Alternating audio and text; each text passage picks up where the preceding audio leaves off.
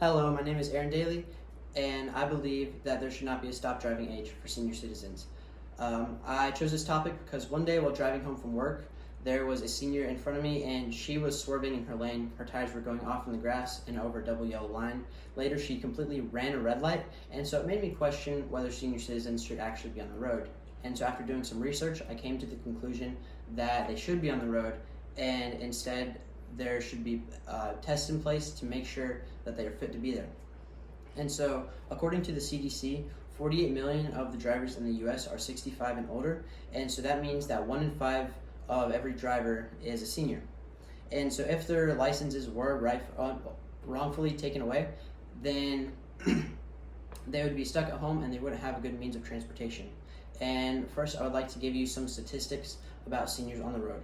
According to Catherine Choi, an analyst, in 2018, 8,100 seniors died in crashes, while in the same year, 212,000 seniors were rushed to the hospital from non-fatal injuries. And seniors actually don't have the most dangerous statistics on the road. They have a 15% chance of being in a crash, and that was taken out of 100,000 drivers, where those that are 40 and younger actually have a 29% chance of being in a crash. However, once those seniors become 69 or older, their chance of being in a fatal crash jumps up 11 more percent. And so while elderly drivers don't actually have the highest crash rates, therefore they shouldn't have their license taken away at a certain age. And so there are many problems that can happen if their licenses were taken away.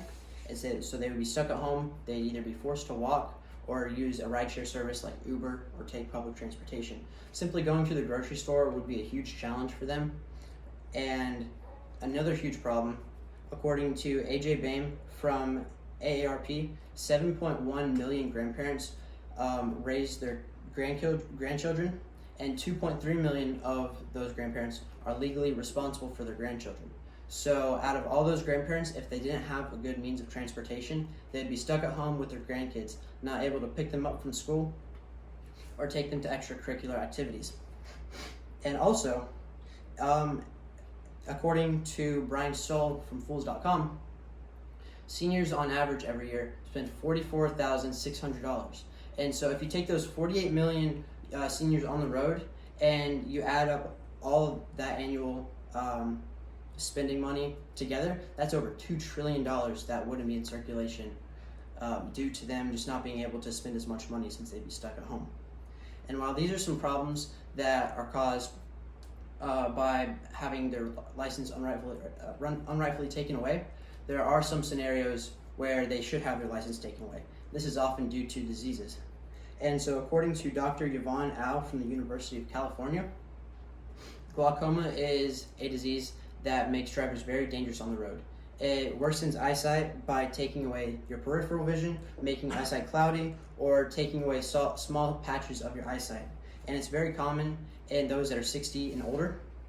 And glaucoma drivers have a very hard time driving at night since it is hard to see lights clearly and they have a hard time seeing their lanes.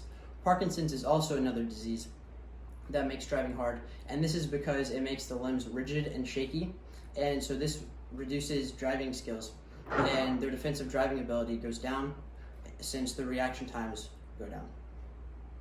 And to counter these problems, I believe there should be tests in place to make sure seniors are fit to drive, and so these tests would make sure that the seniors' eyesight is up to par, their mental health is up to par, and there should also be reaction tests done.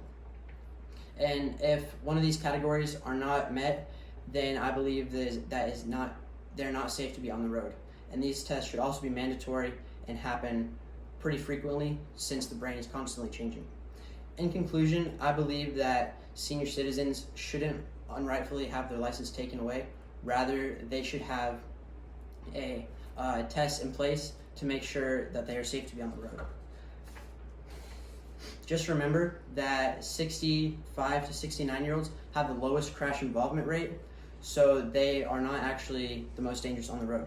So next time when you're on the road and you see a senior citizen and you're getting frustrated with them, it might not be due to their age, it might just be that they're a bad driver. There are bad drivers in every single age group, especially those that are 40 and younger, because they have the highest crash involvement rate. Thank you. For my audience, I've got Abby. Mom. April. Cletus.